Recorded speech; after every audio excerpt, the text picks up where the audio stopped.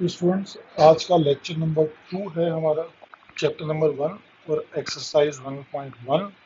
हम class second year और KP के बुक से लेक्चर्स का हमारा जो सिलसिला है वो चल रहा है। तो पहला क्वेश्चन है एक्सरसाइज 1.1 का, identify the independent and dependent variables for the following problems. अब देखेंगे हमारे पास फंक्शन गिवन है, यानी एक प्रॉब्लम गिवन है p इक्वल टू 64d। अब मुझे यहाँ पे बताना है कि डिपेंडेंट और इंडिपेंडेंट वेरिएबल्स कौन से हैं। तो आप ये देखेंगे p की वैल्यू डिपेंड करती है कि आप d की क्या वैल्यू पुट करते हैं। इसका मतलब है कि p डिपेंड करता है d पर।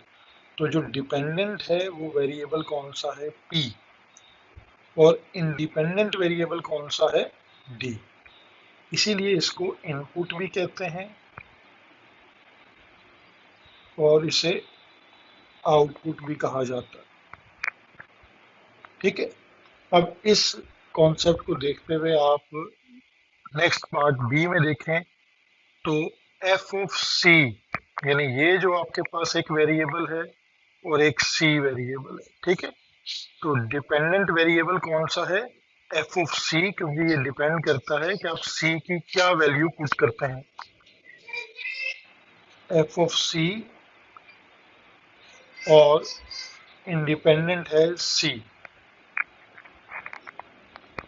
इसी तरह पार्ट सी में हमारे पास अगेन दो वेरिएबल हैं, एक सी ऑफ एफ और एक एफ।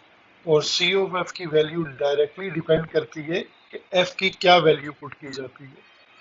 तो सी ऑफ एफ डिपेंडेंट है और एफ जो है वो इंडिपेंडेंट है। सिमिलरली अब हमारे पास पार्ट डी में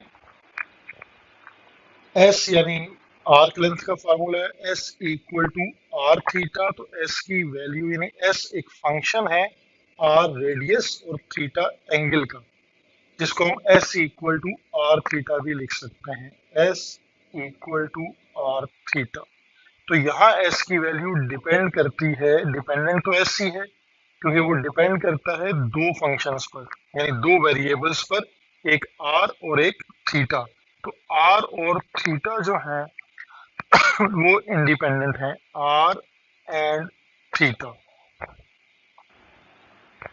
सिमिलर कॉन्सेप्ट के साथ पार्ट ई है, एफ इक्वल टू एम में, यानी फोर्स का फंक्शन है और उसके दो वेरिएबल्स हैं एम एंड ए। तो डिपेंडेंट है फोर्स और इंडिपेंडेंट है मास एंड एक्सेलरेशन, जिस पर फोर्स डिपेंड करती है। अब सरफेस एरिया का फार्मूला है और इसमें डिपेंडेंट तो सरफेस एरिया ही है, लेकिन इंडिपेंडेंट में आपके पास लेंथ है, विड्थ है और एक हाइट है, यानी तीन आपके पास वेरिएबल हैं, लेंथ, विड्थ एंड हाइट। तो ये डिपेंडेंट और इंडिपेंडेंट